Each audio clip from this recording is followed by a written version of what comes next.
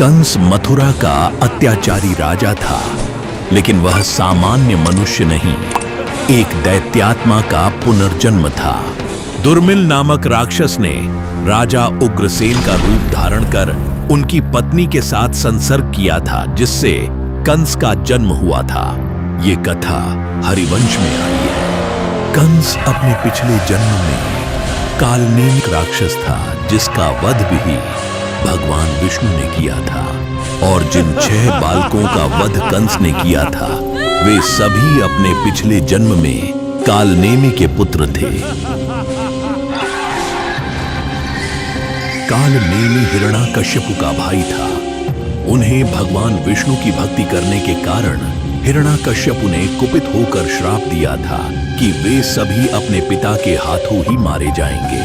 कंस और अन्य दानवों के उत्पात से जब पृथ्वी कुपित हो गई, तो वे गौ का रूप धारण कर ब्रह्मा जी के पास गईं। असुरों और उनकी अक्षौहिणी सेनाओं के भार से मैं अत्यंत पीड़ित हूँ।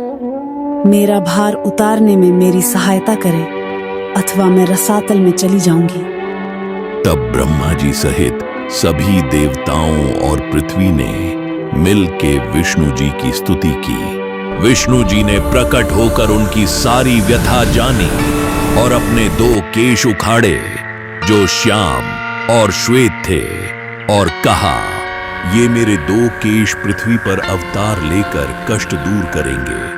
फिर भगवान हरि ने महामाया से कहा, तुम पाताल में स्थित 6 गंधर्वों को देवकी के गर्भ में स्थापित करना, और उनके मारे जाने पर मेरा अंश देवकी के गर्भ में स्थित होगा।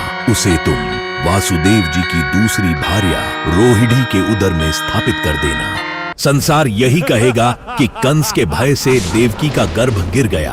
तब मैं देवकी के 8वें गर्भ में स्थित हो जाऊंगा, और तुम भी यशोदा के गर्भ में चली जाना। मैं वर्षा ऋतु में भाद्रपद कृष्ण अष्टमी को रात्रि में जन्म लूंगा, और तुम नवमी को। कंस के पर्वत शिला पर पटके जाने पर तू आकाश में स्थित हो जाएगी, और शुंभ निशुंभ जैसे सहस्त्र दैत्यों का वध कर पृथ्वी को सुशोभित करेगी। संसार तुझे आर्या, दुर्गा, अंबिका, भद्रा, काली आदि कहकर तेरी स्तुति करेगी, और उनकी सभी कामनाएं मेरी कृपा से पूर्ण होंगी। तेरे द्वारा दिए गए समस्त वरदान पूर्ण होंगे। ये कहकर प्रभु अंतर्धान हो गए, और श्री हरि ने कंस का वध किया। महामाया ने भी दुर्गा काली बनकर अनेक दैत्यों का संहार किया। अगर आपको यह कथा पसंद आई हो, तो आपसे अनुरोध है कि कृपया हमारे चैनल को लाइक करें और सब्सक्राइब करना न भूलें। आपका ऐसा करने से हमें उत्साह और प्रेरणा मिलती है। धन्यवाद। जय श्री राम।